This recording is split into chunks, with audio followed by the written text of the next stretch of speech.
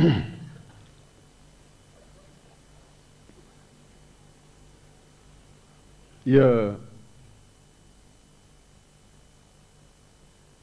आप लोगों की महानता है कि मुझे बीच में आना पड़ा।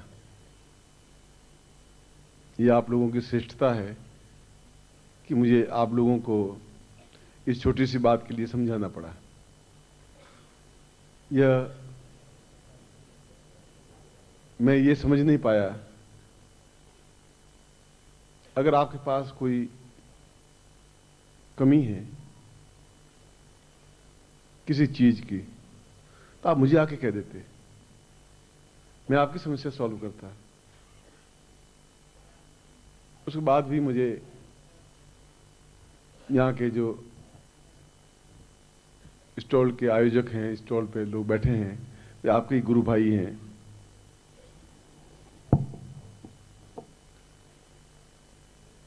और उन्होंने कहा कि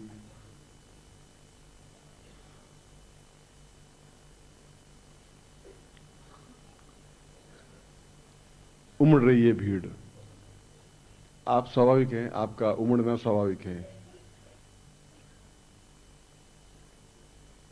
और बाद में मुझे मेरे साथ कुछ श्रीमंत बैठे हुए थे, उन्होंने कहा कि कुछ लोगों के पास थोड़ा सा अभाव है, तो वो गवाह हैं। मैंने कहा उनको आप फ्री दे दीजिए, कोई बात नहीं।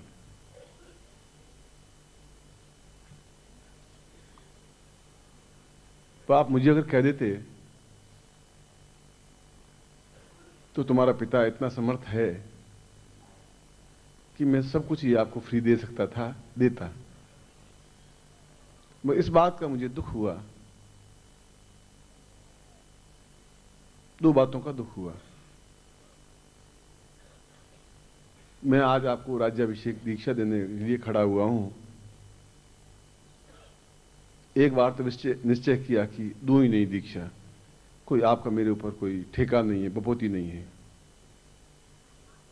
अधिकार नहीं है। मगर चूंकि मैं आपके वचनों से बंधा हुआ था, इसलिए फिर मुझे आपको मंच पर आकर के दूसरी बार भी खड़ा होना पड़ा मुझे आज। बाकी मैं इस पॉइंट पर, इस बिंदु पर बीच में नहीं आता। मगर जब मैं आपको देवत्व बना रहा हूं, कोशिश ये कर रहा हूं, फिर आप में राक्षसत्व जागे तो मेरा हृदय विदीर्ण जरूर होता है।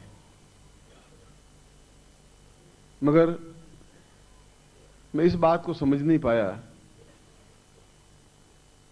कि मैं गैस का चूल्हा जलाऊं नहीं, आंच जले नहीं, ऊपर रोटी सेकूं तो रोटी कैसे सिकेगी, ये मुझे समझ में नहीं आई बात। क्योंकि प्रकृति का धर्म यह है कि नीचे आंच लकड़ियों की या कोयले की या गैस की लगेगी तो ऊपर रोटी सिकेगी। ये बात तो मेरी समझ में आई। और पिछले 5,000 25,000 वर्षों से यह है कि आंच नीचे होगी तो ऊपर कोई चीज पकेगी, सिकेगी।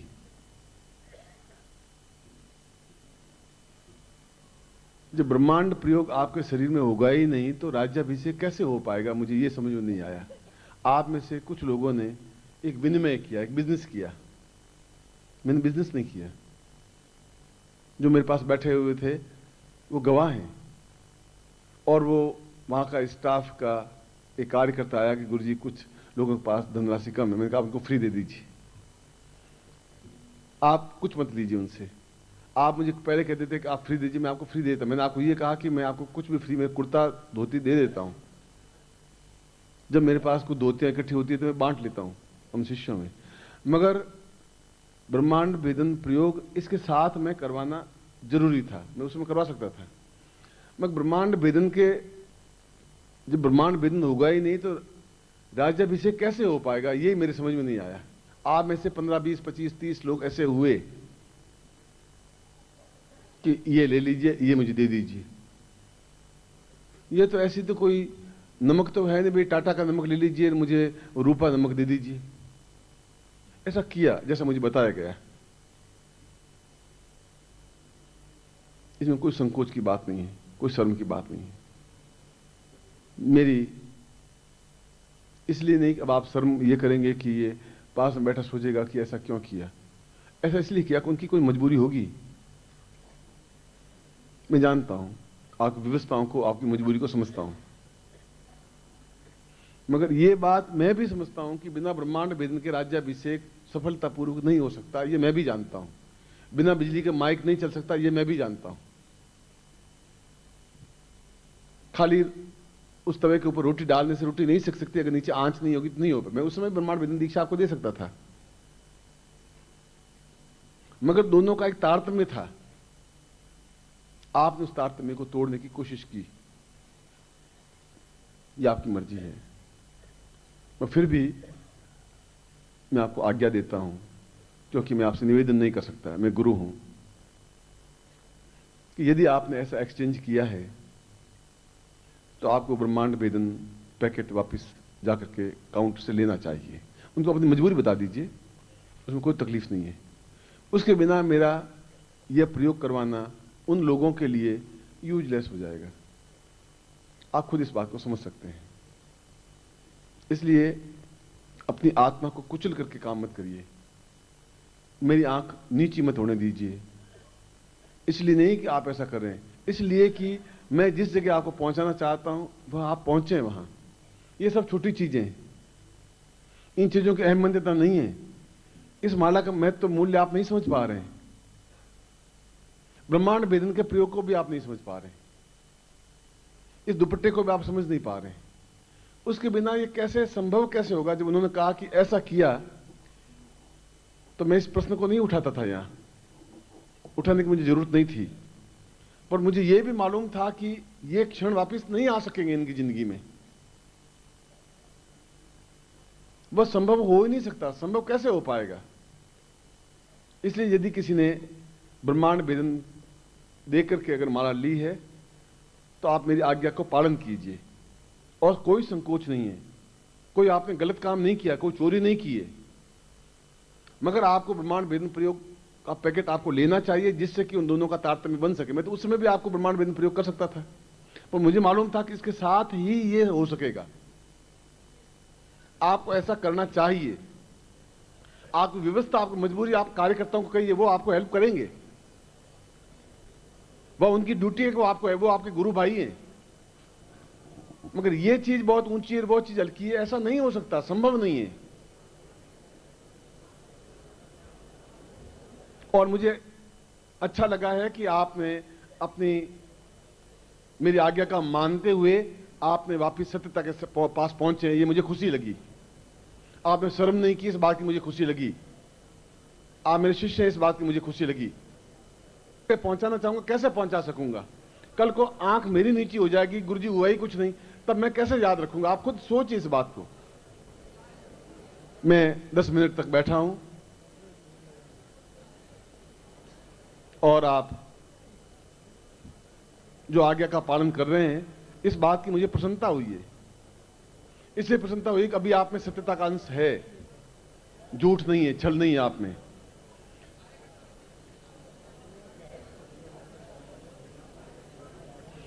माला अपने पास रहने दीजिए, और ब्रह्मांड भेदन पैकेट यदि आपने बदला है उसके बदले में, तो वह आप लीजिए। वह उसके साथ ही हो पाएगा, नहीं हो पाएगा। यूजलेस हो जाएगा मेरा परिश्रम, मेरा आज का दिन ही बेकार हो जाएगा, मेरा साल बेकार हो जाएगा, आपका जीवन बेकार हो जाएगा। मैं खुद अब आप सब बैठ जाएं और कोई फालतू खड़ा नहीं रहे।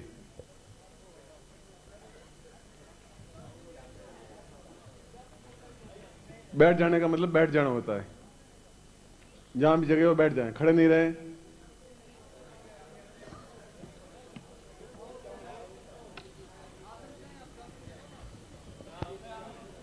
चलिए यहां जल्दी बैठ जा। क्या करें आप? कुछ करिए आप। ये क्या हो रहा है यहां? चलो।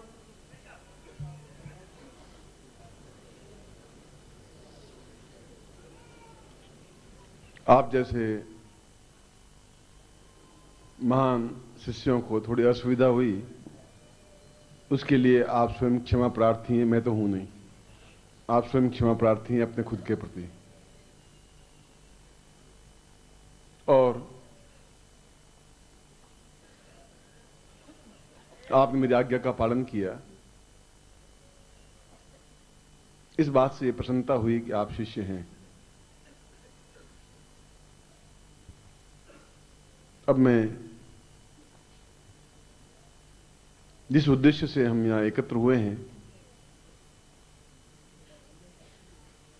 उस प्रयोग को प्रारंभ करवा रहा हूं, उस क्रिया को प्रारंभ करवा रहा हूं, उस चेतना को प्रारंभ करवा रहा हूं,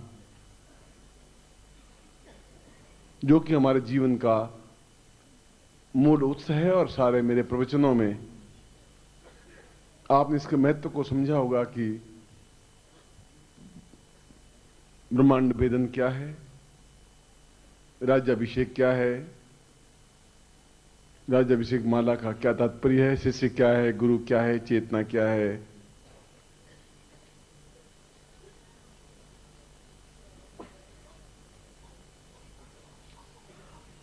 मगर अब जो मैं प्रयोग करवा रहा हूं, ये दोनों प्रयोग, उसके लिए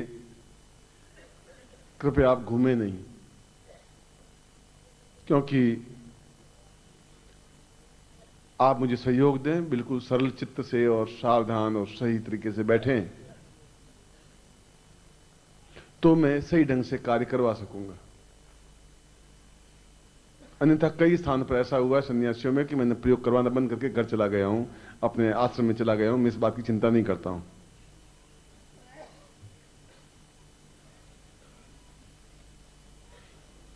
धर्म कर्तव्य आपका है, उसके बाद मेरा कर्तव्य है। और जब मैं कोई प्रयोग करवा रहा हूं तो मैं आपसे एक अपेक्षा, एक उम्मीद रखता हूं कि आप बिल्कुल सावधान, सही और युवक की तरह बैठेंगे, बिल्कुल सीना फैलाए हुए, ऐसे मरे हुए मुर्दों की तरह बिल्कुल शरीर से लटकाए हुए नहीं बैठेंगे आप। और मैंने पहले ही कहा कि आप शांत और सरल चित्त से बैठेंगे, क्योंकि फिलहाल इस प्रयोग से पहले